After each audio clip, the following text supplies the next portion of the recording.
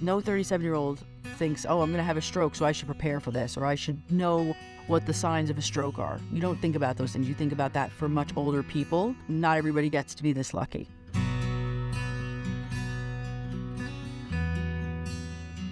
My name is Adrienne Landis. I am 39 years old. I am a wife, a mother, and a stroke survivor. It was a Friday. It was April 17th, 2020. So we're kind of at the height of the pandemic and everybody's not really knowing what's going on. I was working from home. My son was watching a movie. He was 18 months old at the time in the living room. I remember hearing a song from the movie my son was watching that I used to sing along with. And then I was singing it. And apparently I was like slurring my speech because my husband's like, you sounded strange. Next thing I kind of remember was that I was on the floor trying to pull myself up using the towel rack.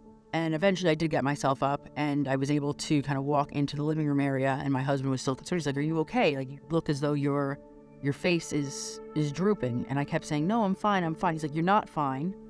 Your face is drooping and you're slurring your speech. So he had me sit down and he was very quickly trying to assess, was this a stroke or was something else going on? What was going on? And so thankfully he didn't hesitate. He called for the ambulance and they came and they did their assessment on, whether or not I was having a stroke, if I was having, any kind of weakness on one side of my body, etc. And they determined that it was worth going to the emergency room for. And one of the last things I remember was just being in the room and them, I think it was giving me the shot of Advance to try and break up the clot. And then that's really the last thing I remember until I woke up on the ventilator. I think it was 24 hours later. And that was, really the last series of events that I remember from that day. They said it was in the second largest artery in my brain, that it could have been very devastating and really debilitating as far as physical or, mental capabilities. I was extremely well cared for, and Dr. Ultra, especially my husband, will say he was very grateful that she, said they have to go in and do the thrombectomy.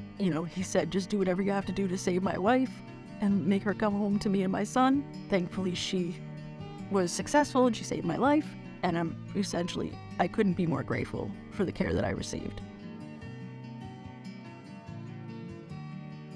Dr. Ulchel and the rest of the team that took care of me were instrumental. Their fast actions and their ability to make quick decisions undoubtedly saved my life. If, God forbid, somebody I know were to have a stroke, I would absolutely recommend them not wasting any time and to come here and get the services and the treatment that they need.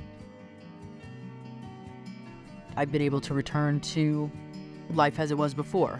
I'm just trying to take more time to actually relax and not always, fill my days with something to do. But most important thing is that I'm there for my husband and my son, and I get to be there for the people that I love and be there fully and completely without really any limitations, which has been a blessing.